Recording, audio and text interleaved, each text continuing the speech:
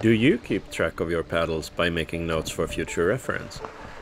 For me, a paddle log is something I'm very happy that I started doing early on. So in this video, I thought I'd talk a little bit about what a paddle log is, what the advantages are, and what my paddle log looks like for kayaking, as I'll show here, but I also use it for stand-up paddleboarding.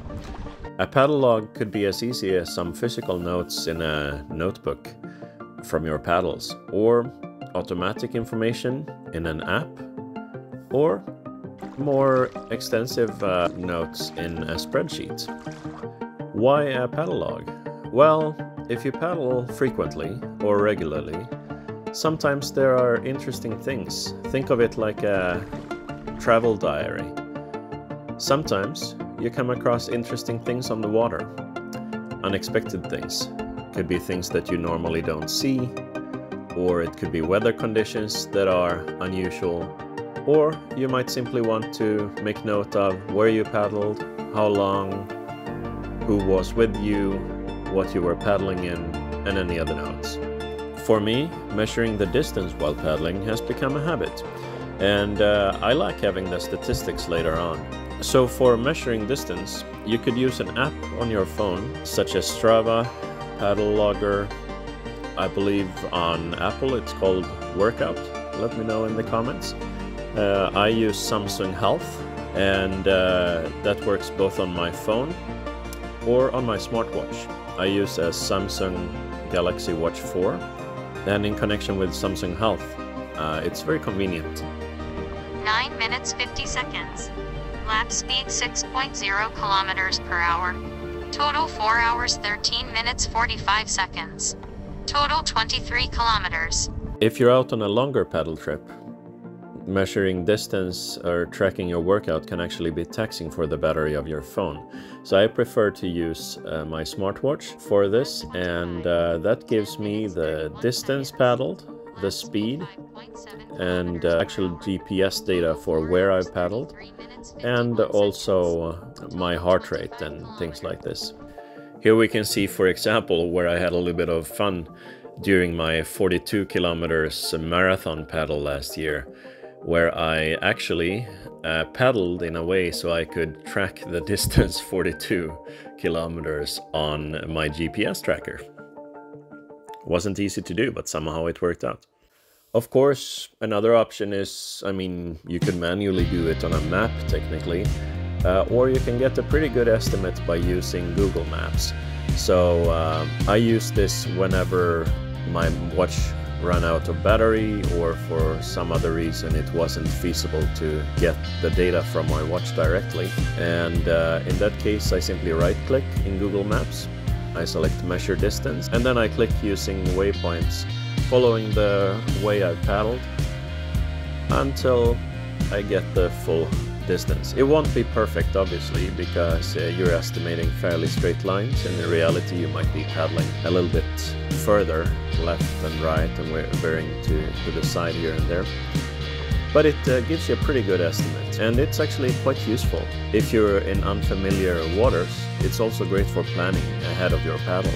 So if you paddle a lot like I do, it might be useful to actually have a spreadsheet to create a log. This is what I do, and I'm really happy that I started doing this early on. It actually doesn't take that long once you prepare the spreadsheet to fill in your information after a paddle, and it can be, nice to have that log later on. What I do is this. You can see my paddle log here. I've created kind of a layouted spreadsheet where I have the date of my paddle, where I've paddled, whether it was a solo paddle or with others, and in that case who was with me, whether I borrowed my kayak to someone else, there's a column for that, how often I paddle in the dark, and how often I paddle in winter conditions. So since I do this after every paddle, what this gives me is the distance I've paddled, an approximate length of the paddle in hours. Then I actually find it interesting to keep track of which kayak I used, because I have quite a few of them actually. So I kind of keep statistics, and here you can actually see my entire usage of my inflatable kayaks so far. I started early on with the Lagoon from Advanced Elements. The Advanced Elements Advanced Frame Ultralight has been one of my absolutely most used kayaks, and beginning of this year I was still using that as one of my most frequent kayaks. Later on in the year it's become more focused on travel internationally, where I've used the Packraft mini kayak.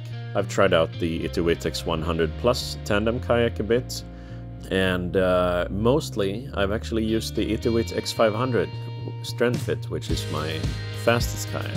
I have a couple of other columns for my track kayak, which I have yet to start using fully. If I borrowed a sea kayak or something else, and some comments from my paddle, where I often put down notes if there was anything particularly of note that happened during the paddle. I mean, it could have been something unusual that I saw, or weather conditions that were really special or challenging, or waves or something like that. I saw in a paddlers group on whitewater kayaking, for example, the thought of entering particular data that's interesting for wide water. So you obviously could have an Excel sheet that's very tailored to your kind of paddling and what you're interested in tracking.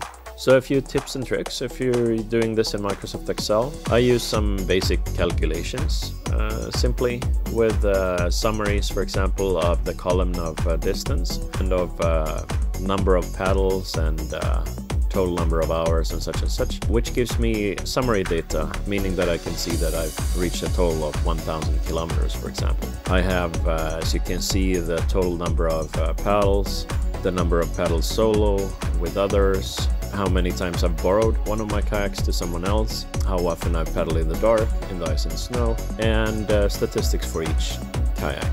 I also use some manual formatting, as you can see on the left here, with colors for trips that are particularly far away, or a special color for paddles in other countries. I also use automatic formatting, using conditional formatting for particularly long paddles, as you can see in the distance column here. So basically I set this to if a value is greater than, let's say, 15 kilometers, then it will have this particular color. 10 kilometers, it might have this color, etc. That's a nice thing, that when you paddle a lot, it makes it easier to quickly spot the longer paddles. And for me, this paddle log is really helpful when I make videos. So when I make videos on YouTube, I need to find the footage, and there I use the paddle log all the time to go back and find the date of a particular paddle, and then it's actually much faster to have these things marked like this. So there's a point to it. Another, nice to have, but in no way need to have thing is that you can also use the background function in Excel to create a background for your Excel sheet. So if you like, you could have a nice little discrete kayak or stand-up paddleboard picture in the background if that makes the sheet more fun. So all in all, I'm really happy that I started getting the statistics from my trips early on. It gives me an idea of how much I paddle each year, how much I use each kayak, and it's a great way of collecting those memories from those trips, because I do have notes of everything that I thought was noteworthy for a particular trip. And again, as I said, when I make videos, this is invaluable for actually checking out what a particular trip was, and if I'm looking for trips that showcase a particular kind of kayak, I can easily find that, and such. So if a paddle log is something for you, then this might be a way to do it. If you have other ideas, if there are ways you do this or ideas to do it differently, please leave a comment and let me know. Thank you for watching. If you enjoyed this video, please like and subscribe in order to help others find information on this channel and stay updated on upcoming videos. Stay safe out there and happy paddles!